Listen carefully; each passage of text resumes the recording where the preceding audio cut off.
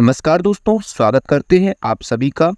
जैसा कि थंबनेल देख करके आपको समझ में आ गया होगा कि आज से हम लोग यूपी टेट के 2011 से लेकर के 2022 तक के जो भी पेपर आए थे उनको हम सॉल्व करेंगे। चलिए चलते हैं।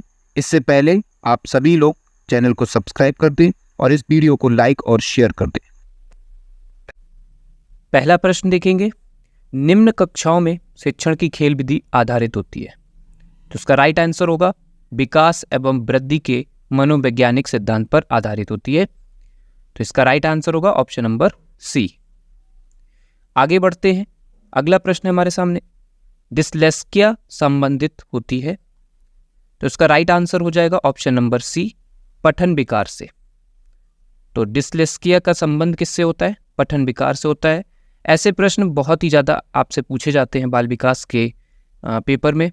तो अगला प्रश्न हमारे सामने है, विशेष रूप से ज़रूरतमंद बच्चों की शिक्षा का प्रबंध होना चाहिए। तो इसका राइट आंसर होगा ऑप्शन नंबर ए, दूसरे सामान्य बच्चों के साथ ही विशेष रूप से जो ज़रूरतमंद बच्चे हैं उनकी शिक्षा का प्रबंध किया जाना चाहिए।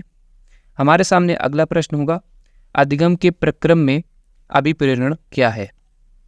इसका राइट आंसर होगा ऑप्शन नंबर डी, नए सीखने वालों में जो अधिगम होता है उनके लिए रुचि का सृजन ये करता है।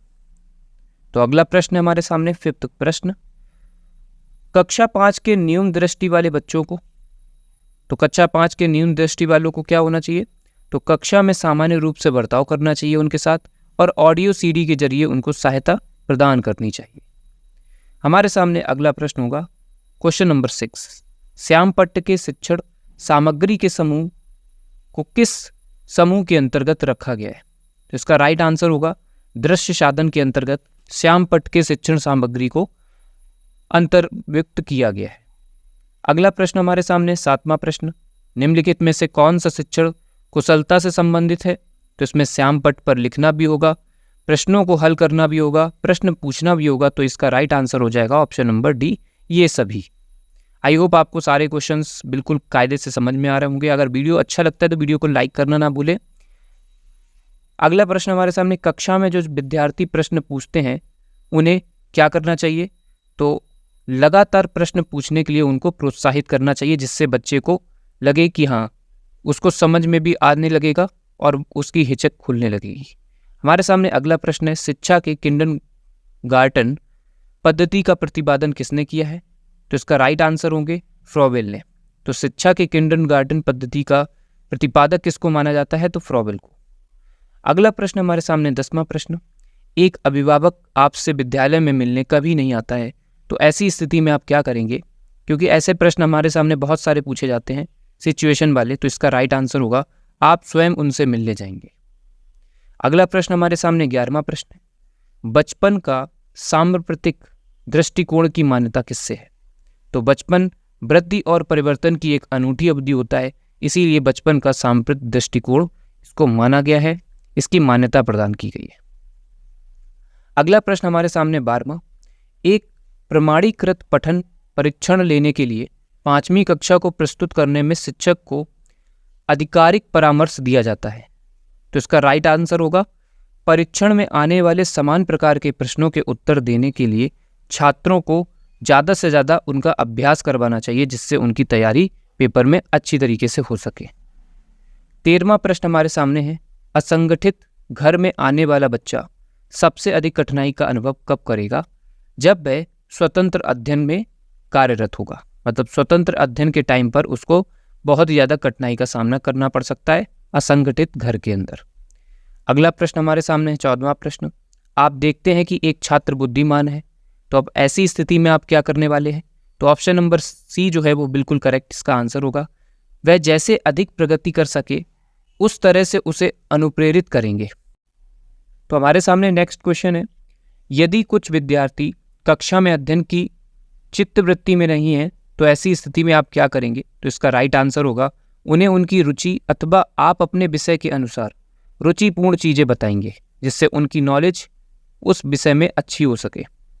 अगला प्रश्न हमारे सामने है 16वां प्रश्न, वह स्तर जिसमें बच्चा किसी वस्तु एवं घटना के बारे में तार्किक रूप से सोचना शुरू करता है, तो ऐसी स्थिति में उसको क्या कहा जाता है? तो इसको आंसर होगा मूर्त क्रियात्मक अवस्था कहलाती है ऐसी स्थिति।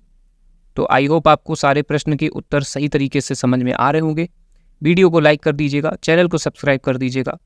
बच्चों के बौद्धिक विकास के 4 सुस्पष्ट स्तरों की पहचान किसके द्वारा की गई है? तो ये जीन पियाजे साहब हैं, जिनके द्वारा 4 सुस्पष्ट स्तरों की पहचान की गई है। अगला प्रश्न हमारे सामने 18वां, अल्पवयस्क बच्चों के अधिगम में अभिभावकों की भूमिका क्या होनी चाहिए? तो इसका सही आंसर होगा संवेदनात्मक जो होना चाहिए उनकी भूमिका अभिभावकों की अल्पवयस्क बच्चों के लिए उनकी अधिगम मतलब पढ़ाई के लिए होनी चाहिए। 19वां प्रश्न हमारे सामने है, बच्चों के संज्ञात्मक विकास की सबसे अच्छे तरीके से कहाँ परिभाषित किया जा सकता है? तो इसको परिभाषित विद्यालय और कक्षा में किया जा सकता है, क्योंकि पढ़ाई जो है वो स्कूल के अंदर बहुत ही अच्छी तरीके से नियमित रूप से चल सकती है।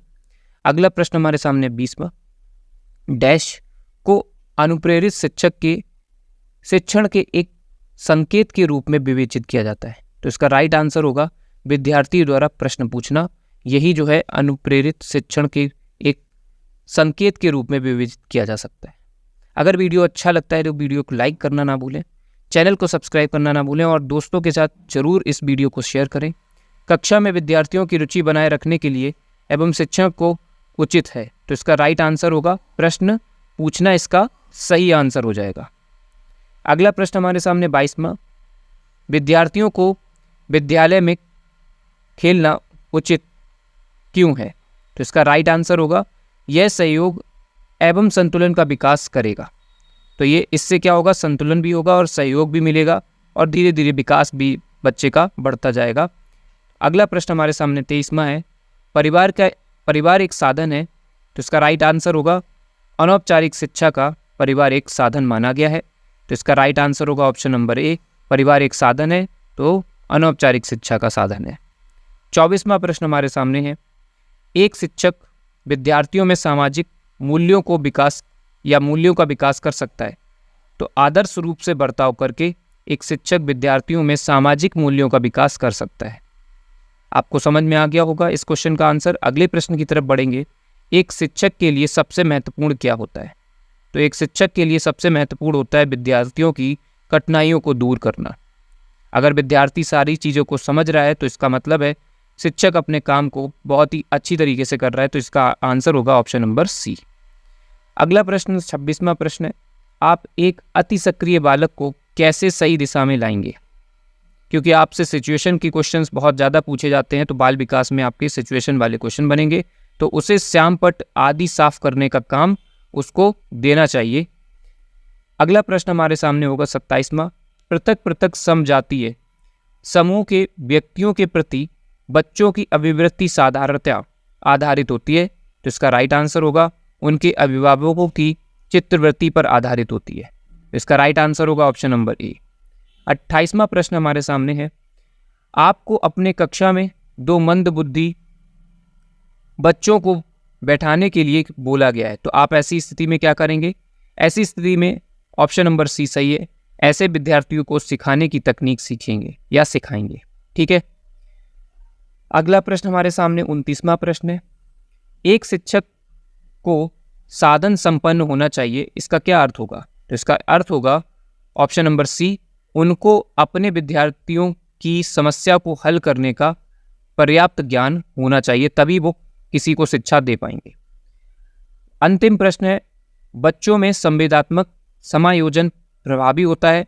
तो ये व्यक्तित्व निर्माण से भी होता है, कक्षा शिक्षण से भी होता है, अनुशासन से भी होता है। तो इसका राइट आंसर होगा ऑप्शन नंबर डी, उपयुक्त सभी। अगर ये वीडियो आपको हेल्पफुल लगता है तो वीडियो को लाइक कर दीजिएगा, चैनल को सब्सक्राइब कर दीजिएगा। मिलते हैं ऐसी अगली वीडियो में, तब तक के लिए धन्यवाद।